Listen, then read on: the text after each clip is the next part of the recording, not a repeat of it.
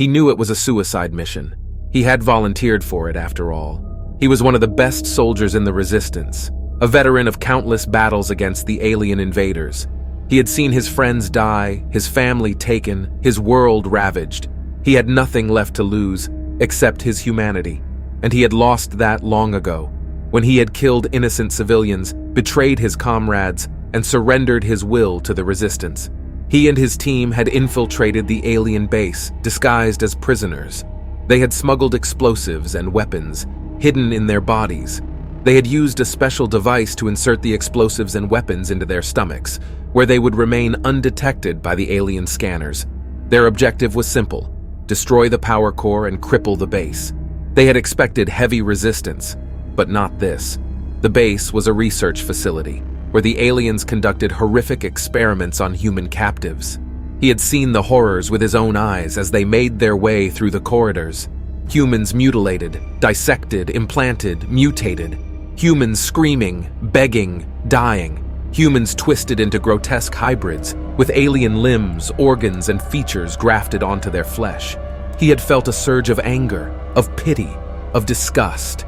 He had wanted to free them, to end their suffering, to kill their tormentors. But he had a mission to complete, and he couldn't risk compromising it. He obeyed his orders and silenced his conscience. He had reached the power core, along with 2 of his teammates. The others had been killed or captured along the way. He had planted the explosives and set the timer. He had prepared to make his escape, or his final stand. But then he had heard a voice, a human voice, a familiar voice. "Jack? Jack, is that you?" He had turned around and seen her. His sister, his long-lost sister who had been taken by the aliens years ago. He had thought she was dead, but she was alive, barely. She was strapped to a metal table covered in wires and tubes. Her body was scarred and swollen, her eyes dull and weary. She had recognized him somehow, despite his disguise. She had called his name weakly, hopefully. He had frozen, stunned, torn. He had wanted to run to her, to free her, to comfort her. But he had a mission to complete, and he couldn't risk compromising it. He followed his orders and ignored his heart. He had turned away and left her.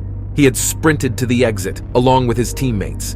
He had reached the surface and waited for the explosion. He had watched the base go up in flames and felt a surge of satisfaction, relief, and guilt.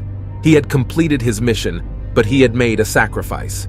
A sacrifice that would haunt him for the rest of his life. A sacrifice that would define his humanity, or lack thereof. He had also made a mistake that would cost him everything. He had been distracted by his sister's voice and forgotten to check the timer. He had set it for 10 minutes, but it had malfunctioned. It had counted down to 0 in seconds. He had no time to react, to run, to scream. He had only time to realize, to regret, to repent. He had died, along with his teammates, his sister, and the other captives. He had died, along with his enemies, his tormentors, and the monsters. He had died along with his mission, his sacrifice, and his mistake. He had died, wondering if he had ever been human.